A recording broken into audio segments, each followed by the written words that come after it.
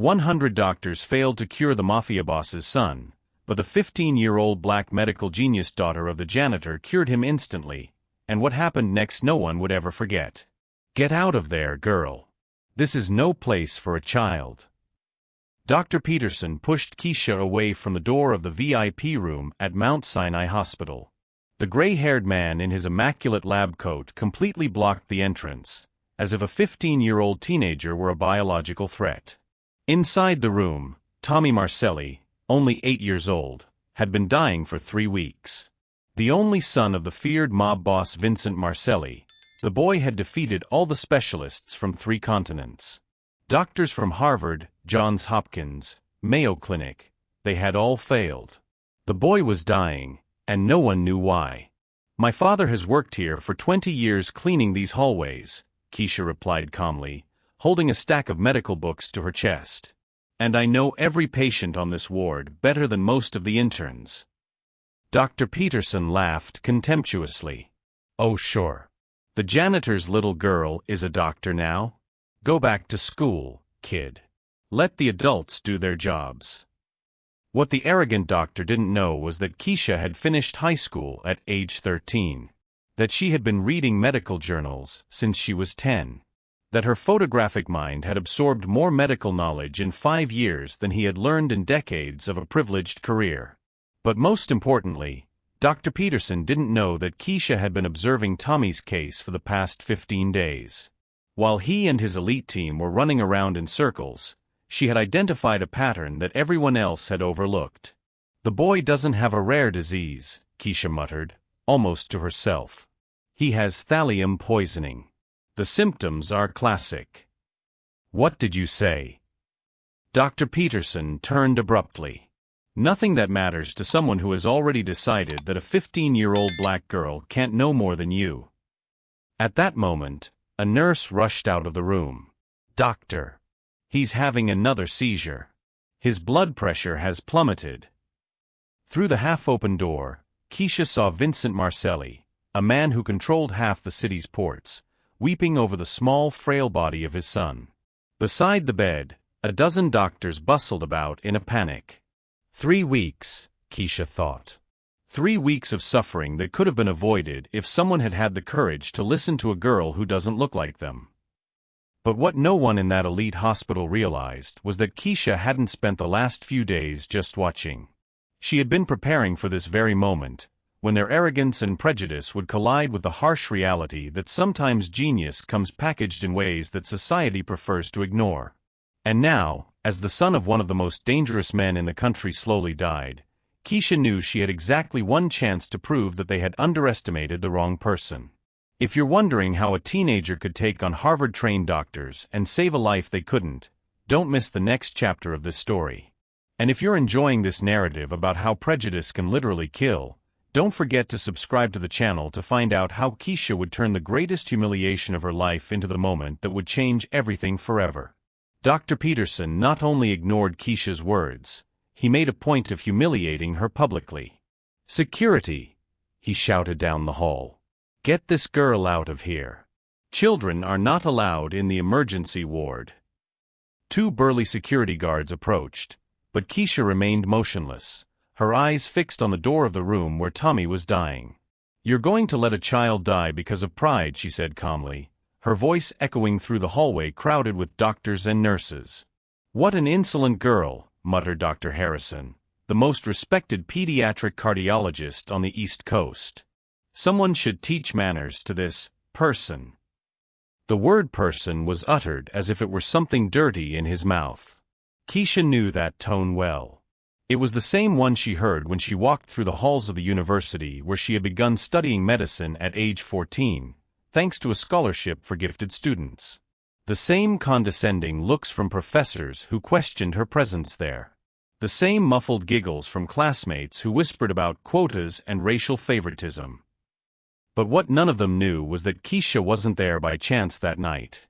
For 2 weeks, since Tommy Marcelli had been admitted, she had been meticulously observing every test, every result, every wrong medical decision. While her father, James, cleaned the rooms during the night shift, she studied the medical records left on the tables, memorizing every detail, every overlooked symptom. "My daughter," James had whispered one night, finding her poring over toxicology books in the staff break room.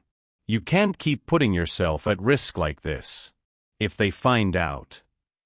"Dad, a child is dying because these doctors are too arrogant to consider possibilities outside their elitist manuals," Keisha had replied, her eyes shining with a determination that James had recognized since she was a little girl.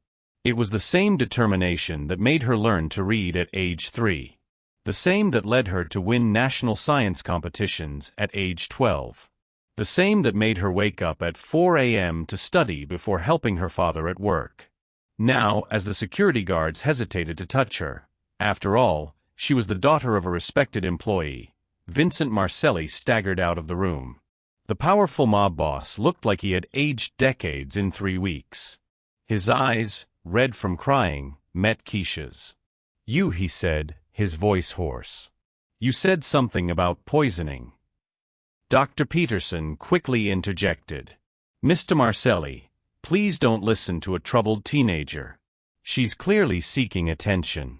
Our specialists have run every possible test."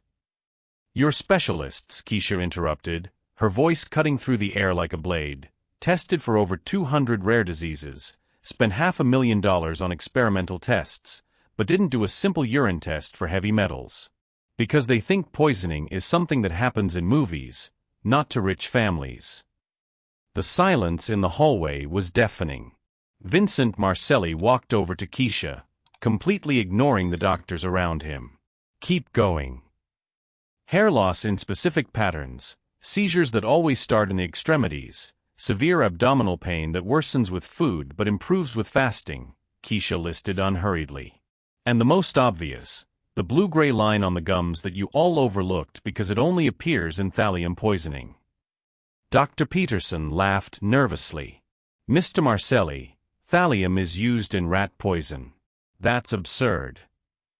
"That's exactly why it's perfect," Keisha cut in. "Who suspects rat poison in a millionaire family? It's practically undetectable if you don't know what to look for. And you," she looked directly at Dr. Peterson, "were too busy protecting your egos to look." Vincent stared into the girl's eyes for a long moment. He saw in them not only intelligence, but a controlled fury he recognized. The fury of someone who had been underestimated their entire life. "Run the test," Vincent told the doctors. "Mr. Marcelli, this is a waste of valuable time," Dr. Peterson began. "Do the test." Vincent roared, and the entire ward fell silent. As the doctors reluctantly headed to the lab, Keisha remained in the hallway, watching the chaos she had created with a few simple words. Her heart was racing, not from fear, but from anticipation. Because she knew exactly what that test would reveal. And when it did, all those arrogant doctors would have to swallow not only their pride, but the devastating reality that a cheeky girl had achieved in 15 minutes what they had failed to do in 3 weeks. But what none of them realized was that saving Tommy would be only the first step in something much bigger. Every insult, every look of contempt, every attempt to silence her had been carefully filed away in Keisha's photographic mind. And she was about to turn every humiliation into a lesson that hospital would never forget. For now, she would wait. Because sometimes the best revenge against arrogance is not violence. It is the truth served in just the right dose, at just the right moment, in front of all the right people. The urine test results arrived in 47 minutes. 47 minutes that completely changed the dynamics of that elite hospital forever. Dr. Peterson held the paper with trembling hands, his eyes rereading the numbers for the 4th time, as if reality could be altered by the force of denial. "Thallium levels 15 times above normal," he muttered, his voice almost inaudible. "Acute thallium poisoning. Cause of progressive organ failure." The silence in the hallway was deafening. 12 medical specialists, with degrees from universities that cost more than Keisha's house, stared at a black teenager who had diagnosed in minutes what they had failed to do in 3 weeks. "Impossible," Dr. Harrison whispered, snatching the paper from Peterson's hands. "A girl, a child, this can't be right." Vincent Marcelli didn't say a word.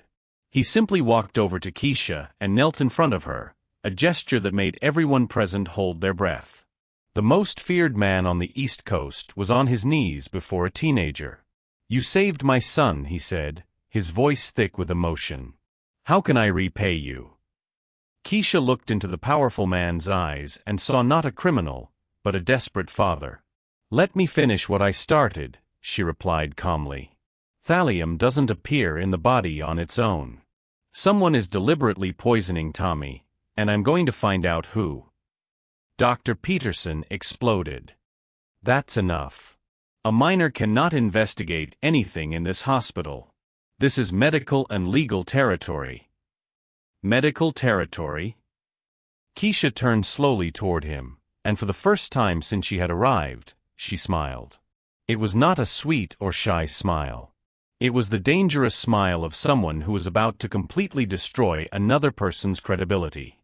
"Dr. Peterson, what university did you attend?" "Harvard Medical School," he replied automatically, his chest swelling with pride. "Interesting. And what year did you graduate?" 1998. "Why?" Keisha pulled out her cell phone and within seconds, was showing the screen to everyone.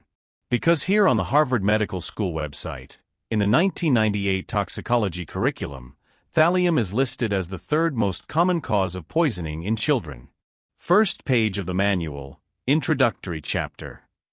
Dr. Peterson's face flushed various shades of red. "And here," Keisha continued, swiping her finger across the screen, "in the March 2019 Journal of Pediatric Emergency Medicine, an article you co-authored on diagnostic protocols in pediatric emergencies.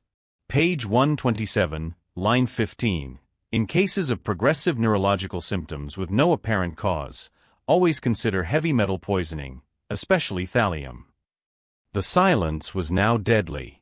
"Then explain to me, Dr. Peterson," Keisha continued, her voice sharp as a blade, "how a Harvard graduate who helped write protocols on exactly this type of case did not consider thallium in 3 weeks of treatment? Incompetence or negligence?" Before anyone could respond, James Carter appeared at the end of the hallway, pushing a cleaning cart. Seeing his daughter surrounded by all those doctors and the dreaded Vincent Marcelli, his face paled. "Dad," Keisha called calmly. "I need your help." James hesitated, glancing nervously at the doctors who had always treated him like invisible furniture. But something in his daughter's voice, a determination he had known since she was little, made him walk over to them. "What do you need, daughter?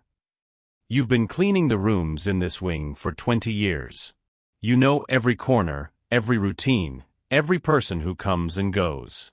Someone is systematically poisoning Tommy Marcelli. I need you to help me find out who has constant access to his room." James looked at Vincent, who nodded gravely. "Make a list," Vincent said. "Everyone. Doctors, nurses, support staff, visitors. Everyone." Dr. Peterson tried to intervene again. "Mr. Marcelli, this is medical protocol, not criminal investigation." "Dr. Peterson," Vincent cut him off, his voice low and dangerous. "You just spectacularly failed to diagnose that someone was trying to murder my son. I suggest you shut up before I completely lose my temper." As the doctors withdrew in silent humiliation, Keisha watched each of them carefully. Peterson with his trembling hands. Harrison avoiding eye contact. The head nurse who couldn't stop sweating. But it was Dr. Miranda Walsh, the pediatrician on night duty, who caught her attention. The woman had remained silent throughout the confrontation, but her eyes showed something Keisha recognized immediately. It wasn't shame for the medical failure. It was anger. Anger directed specifically at her. "Dad," Keisha whispered as they walked down the hall, "I need you to do something very important. Over the next few days, keep a close eye on Dr. Walsh. Write down everything she does, everywhere she goes, everyone she talks to." "Why her specifically?" "Because while everyone else was ashamed or confused, she was furious. Not at me for humiliating them. At me for saving Tommy." James stopped walking. In 2 decades of cleaning that hospital, he had learned to read people very well. And now, looking into the determined eyes of his 15-year-old daughter, he realized she wasn't just trying to save a child's life. She was about to expose something much bigger. Something that would explain not only who was trying to kill Tommy Marcelli, but why someone inside that elite hospital would have a motive to murder the son of one of the most powerful men in the country. "Keisha," James whispered, "what have you really discovered?" She smiled, but this time it was a smile that combined the innocence of a teenager with the frightening intelligence of a mind that had seen patterns where others saw only coincidences. "Dad, Tommy isn't the first rich kid who's nearly died in this hospital without a clear diagnosis in the last 2 years. And if I'm right about what I suspect, Dr. Walsh isn't just trying to kill a child." Keisha stopped in front of the window overlooking the VIP parking lot, where luxury cars belonging to powerful families were lined up while their children fought for their lives upstairs. "She's operating a serial killing scheme, specifically targeting heirs of influential families. And now that I know this, she'll try to silence me before I expose everything." The realization hit James like a bolt of lightning. His daughter hadn't just saved a life. She had uncovered a conspiracy that could shake the foundations of American high society. And now, a serial killer knew that a 15-year-old girl was on her trail. "What are we going to do?" James asked, his voice heavy with paternal concern.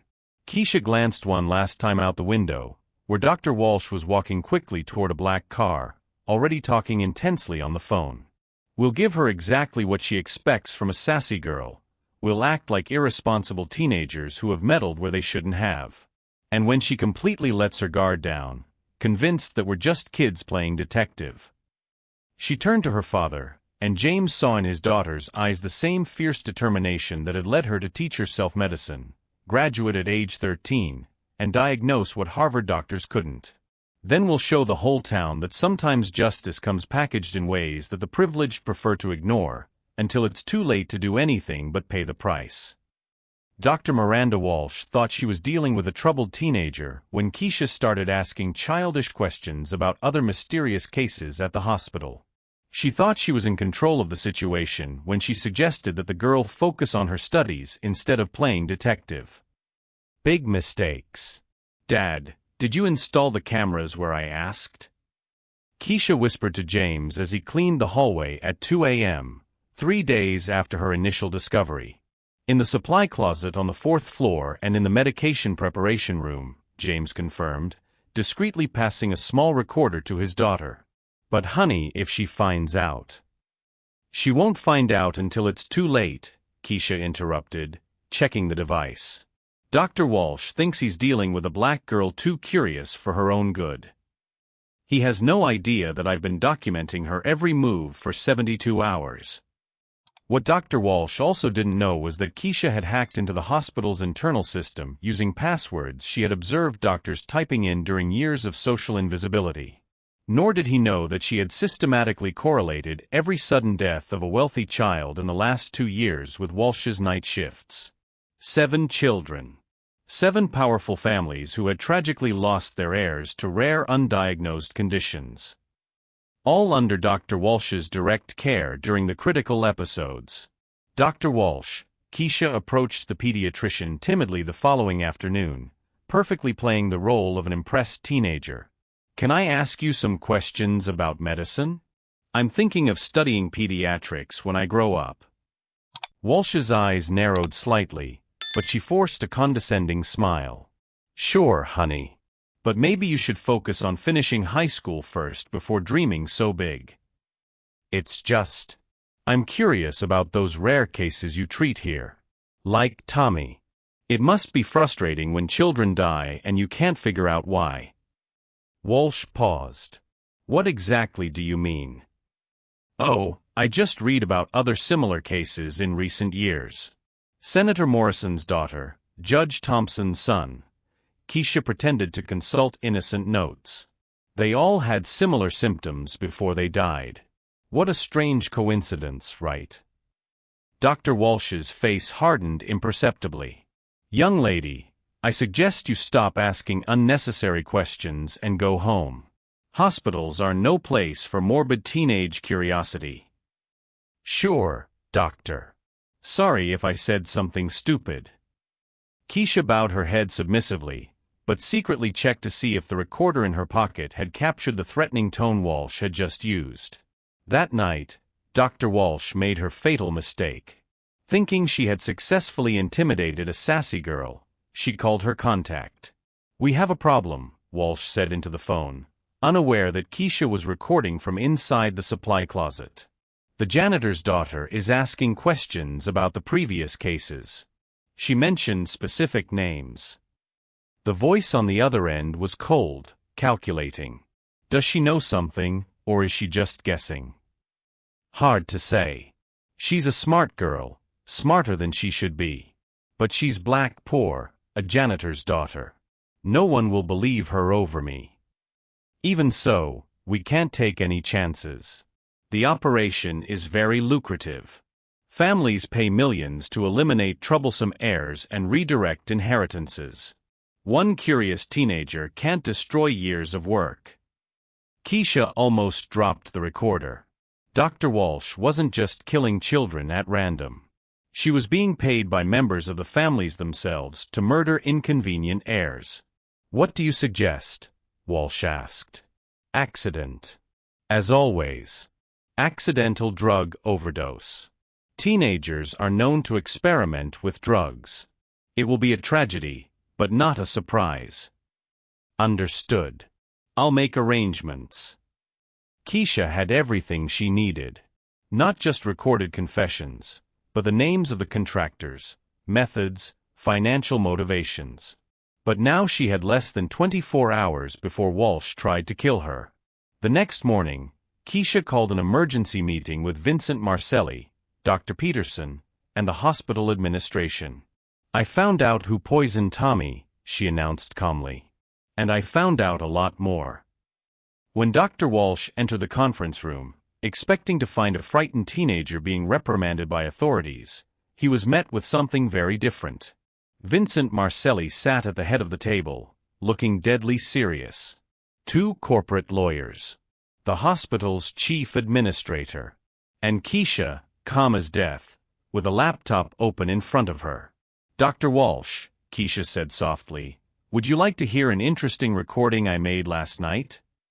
The color drained from Walsh's face as his own voice filled the room, discussing contract killings with clinical precision. That's illegal. Recording without consent," Walsh stammered. Interestingly, one of the lawyers interrupted. "Recordings of criminal activity are admissible when they document conspiracy to murder, especially murder of minors." Vincent leaned forward, his eyes fixed on Walsh with predatory intensity. "You tried to kill my son for money." "It wasn't personal," Walsh whispered, his mask of medical respectability finally slipping. "It was just business. The families wanted." "I don't care about your excuses," Vincent cut him off. "I care about justice." He turned to Keisha, and for the first time since they had met, he smiled with genuine admiration. A 15-year-old girl accomplished in 1 week what detectives and federal investigators couldn't do in 2 years. "Keisha Carter, you didn't just save my son. You saved all the children she was still planning to kill." Dr. Walsh tried to get up, but 2 security guards were already blocking the door. Her career, her reputation, her freedom, everything had been destroyed by a teenager she had underestimated because she saw only skin color and social class, never intelligence or determination. "By the way, Dr. Walsh," Keisha said, closing her laptop with satisfaction, "those childish questions I asked yesterday? Each one was strategically designed to make you incriminate yourself. Because sometimes the best way to catch a criminal is to let them think they're smarter than their victims." As Walsh was escorted in handcuffs through the corridors where she had operated with impunity for years, one question remained unanswered. How many other Dr. Walshes were there in positions of power, protected by the very arrogance that ultimately caused her downfall? And how many other Keishas were being ignored, their voices silenced before they even had a chance to save lives? 6 months later, Dr. Walsh faced her trial in the pages of national newspapers. Elite doctor convicted of serial murders splashed across the headlines, while she, in an orange prison uniform, wept before cameras that had once treated her like a medical celebrity. 7 millionaire families were publicly exposed for hiring people to murder their own children. Senators resigned. Judges were arrested. A scandal that shook the foundations of American high society, all because a black teenager had the courage to ask questions that Harvard doctors chose to ignore. Keisha Carter, 16, received a full scholarship to Harvard Medical School today, becoming the youngest person ever accepted into the program, announced the national news anchor. The young woman who saved Tommy Marcelli and exposed a murder ring has also established a foundation for gifted children from low-income families. Vincent Marcelli kept his word. The Carter Foundation now operated in 5 states, offering free medical education to bright young people whom the traditional system ignored. James Carter had been promoted to hospital operations supervisor, with a salary that allowed him to buy his own home for the first time in his life. Dr. Peterson? He lost his medical license and worked as a pharmaceutical representative, explaining to anyone who would listen how an inexperienced girl had destroyed his career. No one had the patience for his whining. "You know what impresses me the most?" Vincent said to Keisha during a visit to the hospital, where she now worked as a junior consultant. "You could have come to me at any time asking for revenge against those who humiliated you. But you chose to build something greater." Keisha smiled, watching Tommy play in the playground that had been built in the pediatric ward. The boy was healthy, strong, alive because she had chosen to act instead of accepting being silenced. The best revenge against people who try to diminish you is not to destroy them, Keisha reflected. It's to prove them completely wrong about who you really are. Dr. Walsh was serving a life sentence, his reputation destroyed, his degrees revoked. But Keisha rarely thought about her. She was too busy saving lives and changing a system that almost allowed a child to die because arrogant adults refused to listen to an intelligent teenager. Today, hospitals across the country implement protocols that require consideration of poisoning in undiagnosed cases. The Carter Protocol has saved hundreds of lives in recent months. "Sometimes justice doesn't fall from the sky," Keisha said during her high school graduation speech at age 16 to an audience that included Vincent Marcelli, her proud father, and Tommy in the front row. "Sometimes you have to be brave enough to take it into your own hands and smart enough to use it in a way that changes the world." The teenager that Harvard doctors tried to silence now had her own chair reserved at the same university. Dr. Walsh tried to kill children for money, but ended up creating the person who would revolutionize pediatric medicine forever. And Tommy Marcelli? He grew up strong and healthy, always remembering Dr. Keisha, who proved that sometimes heroes come in forms that society prefers to ignore, until it's too late to do anything but applaud. Keisha's true revenge was not to destroy those who underestimated her. It was to become so extraordinary that they spent the rest of their lives explaining how they missed the chance to recognize her genius. If this story of courage and overcoming adversity has touched you, don't forget to subscribe to the channel for more narratives that prove that intelligence knows no age, color, or social class.